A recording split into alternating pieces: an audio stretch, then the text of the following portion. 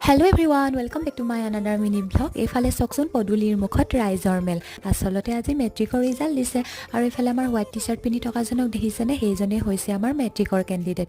Result বাৰু তাৰ ভালে হৈছে, ষ্টাৰ মাৰ্ক সহি 5খনত লেটাৰ পাইছে। খুৰীহঁত ওলালে ঘৰ উঠিবলৈ। দুদিনমানৰ আগত আপোনালোকক বিয়াৰ ভিডিঅ' দিছিলোঁ যে ঘৰ উঠা হোৱাই নাছিলে নহয়, আজিৰ ডেটটোতে পৰিলে। আসলতে ৰিজাল্ট দিব বুলিও গম নাপায় আৰু ডেটটো চেঞ্জ কৰিব নোৱাৰে, উপায় নাই। খুৰীহঁতক টাটা বাই বাই কৰি আমি লাগিলোঁ সেই কামত। মই পিছে ৰাইজ এইটো কামত লগা নাছিলোঁ দেই, ভিডিঅ'হে কৰি দেখাইছিলোঁ।